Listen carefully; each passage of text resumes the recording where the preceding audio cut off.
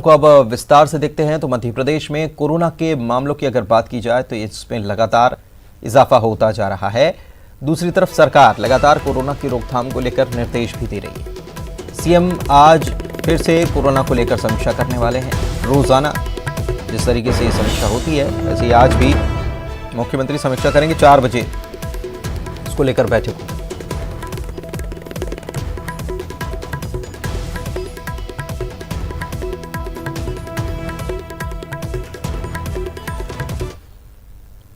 और भोपाल से खबर आपको बता रहे हैं, बीजेपी नेताओं और कार्यकर्ताओं पर दर्ज आपराधिक मामले वापस लिए जाएंगे। सूत्रों के हवाले से खबर आपको बता रहे हैं, गृह विभाग के निर्देश पर पुलिस मुख्यालय इसकी जानकारी जुटा रहा है। कांग्रेस सरकार के 15 महीने के कार्यकाल में दर्ज जो मामले थे उन्हें वापस लिया जाएगा। बीजेपी नेताओं ने झूठे मामले दर्ज करने के आरोप लगाए थे।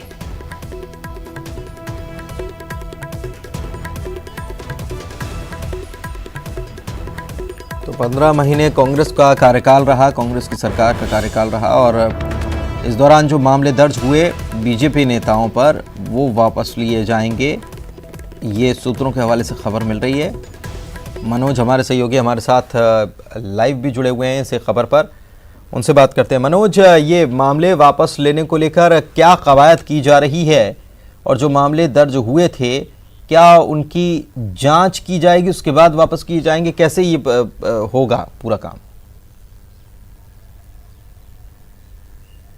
पुनीत, लगातार ये शिकायत तमाम बीजेपी के बड़े नेता, चाहे वो सांसद हो, विधायक हो, तमाम बड़े लीडर की तरफ से ये शिकायत सरकार को की जा रही थी कि उनके खिलाफ जब कमलनाथ सरकार थी उस दौरान गलत और झूठे कई तरीके के मामले दर्ज किए, उन्हें वापस लिया जाए।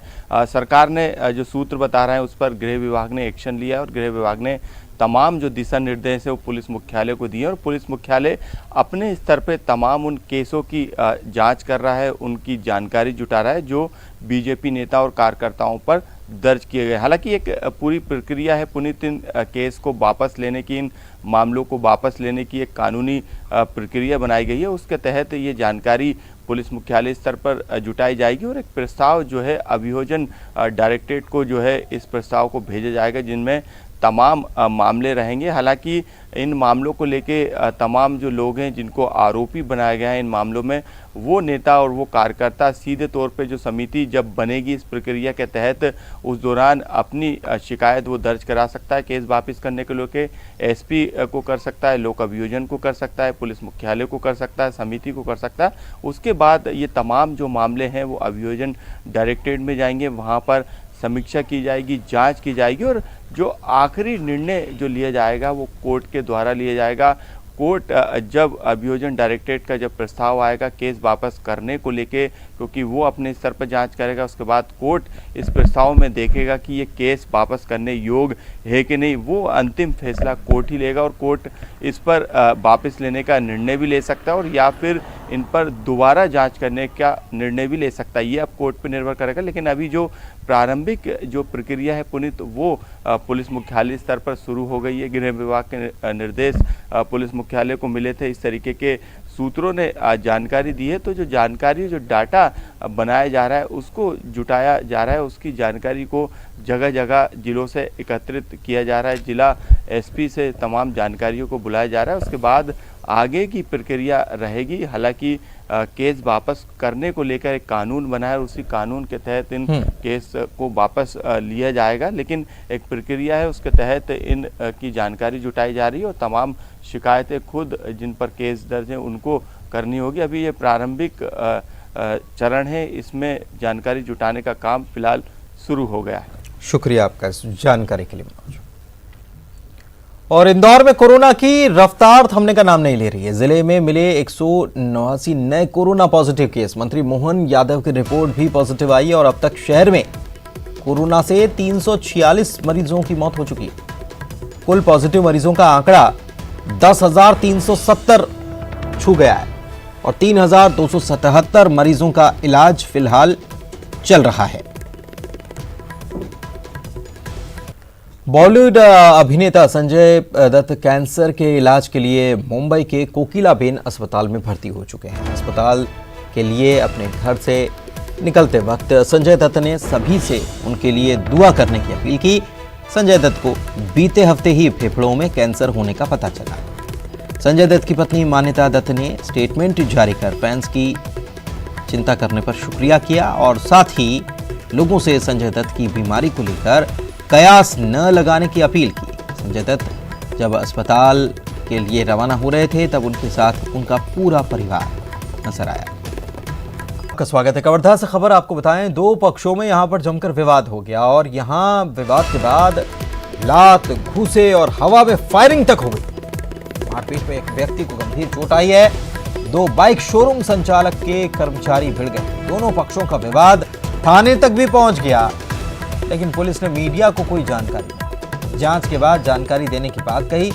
दो कारोबारियों के बीच विवाद बड़ा हाई प्रोफाइल हो गया। हवाई फायरिंग तक हो गई, मारपीट हुई, लात घूसे जमकर चले। पुलिस तक शिकायत भी पहुंच गई, थाने तक मामला पहुंच गया। पुलिस से जब जानकारी लेने की कोशिश की गई तो पुलिस ने जांच का हवाला देकर मीडिया को जानकारी दी। एक व्यक्ति को गंभीर चोट आई। दो बाइक शोरूम संचालक के कर्मचारी भिड़ गए और दोनों पक्षों का विवाद थाने पहुंचा।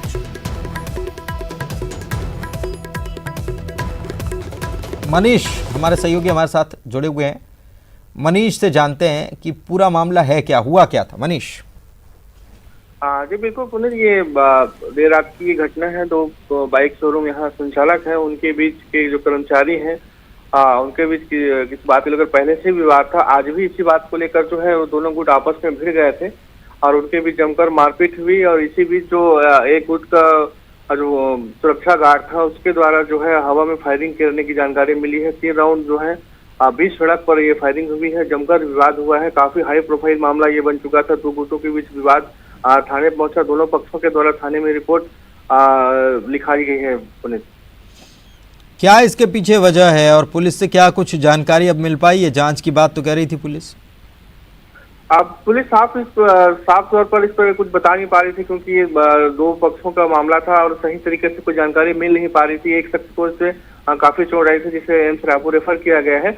इसमें जो मेडिकल कर एक पक्ष के द्वारा जो है मीडिया से बात की गई, जिसमें उनके द्वारा कहा गया था कि ये जो आपस में प्रतिस्पर्धा का मामला है और दोनों के बीच जो है इस बात को लेकर एक दिन पहले भी विवाद हुआ था। आमने सामने इनके दोनों का जो शोरूम है वो संचालित होता है, तो कहीं ना कहीं इनके बीच में पहले से ही विवाद रहा है और यही विवाद जो है कल तो शोरूम मालिकों के बीच का ये विवाद है और ये कर्मचारी जो हैं ये अपने मालिकों की तरफ से भिड़ गए।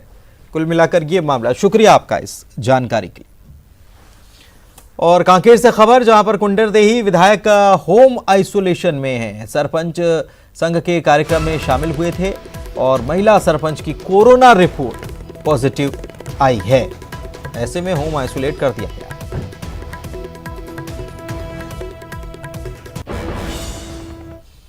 मुख्यमंत्री निवास पर एक तरफ तो पोला का पर्व धूमधाम से मनाया गया, वहीं बीजेपी ने इस मौके पर लगे एक पोस्टर को मुद्दा बना लिया और साथ ही एक बार फिर से राज्य में पोस्टर पर विवाद शुरू हो गया।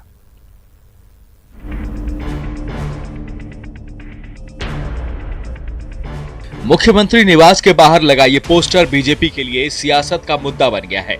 पूर्व मंत्री और विधायक बृजमोहन अग्रवाल ने कहा कि एक आदिवासी महिला सांसद की ऐसी उपेक्षा करना गलत है। छांट के बुलाया गया है। आम लोगों को शामिल करना, महिलाओं के त्योहारों में आम महिलाओं को शामिल करना तो दूर की बात है, कांग्रेस में भी छांट कर महत्व दिया जा रहा है। जैसा जानकारी में आया कि कांग्रेस की अभी नई बनी राज्यसभा सांसद फूलो देवी नेताम को भी उनकी भी फोटो नहीं लगाई गई है। वहीं कांग्रेस के संसदीय सचिव विकास उपाध्याय का कहना है कि बीजेपी के पेट में दर्द हो रहा है, उससे त्योहार की खुशी देखी नहीं जा रही है।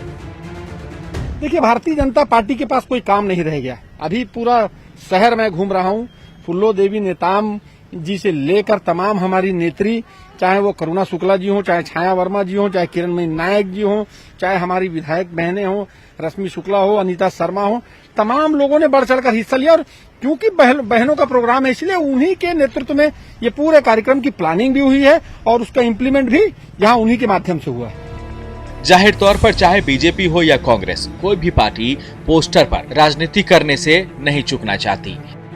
यही वजह है कि जैसे ही ऐसा कोई मौका मिलता है, सियासत उफान पर होती है। ममता लांजेवार, न्यूज़ 18, रायपुर। छत्तीसगढ़ में बारिश ने लोगों का हाल बेहाल कर रखा है। कई जिलों में तो बारिश से लोग खासे परेशान हैं और मौसम विभाग ने प्रदेश में फिर से चेतावनी जारी की। सरगुजा, दुर्ग, बिलासपुर संभाग में येलो अलर्ट है। भारी बारिश से जनजीवन अस्त व्यस्त हो चुका है। पानी पानी जिंदगानी और हर तरफ पानी ही पानी नजर आ रहा है। सुकमा, बेमेतरा, कवर्धा, मुंगेली, बिलासपुर, हर तरफ देखा जाए तो पानी ही पानी। और अगर सुकमा की बात की जाए, कोंटा जो है वहां का तो संपर्क ही कट गया है, वो टापू में तब्दील हो गया है। मुंगेली में भी लोग फंसे हुए, 25 लोग अभी भी फंसे हुए और उनको अभी भी इंतजार है कि उनको उन तक मदद पहुंचे। कई बड़ी संख्या में लोग जो हैं उनको शिविरों में पहुंचाया गया है, राहत शिविरों में पहुंचाया गया है। सबसे ज्यादा बारिश हुई है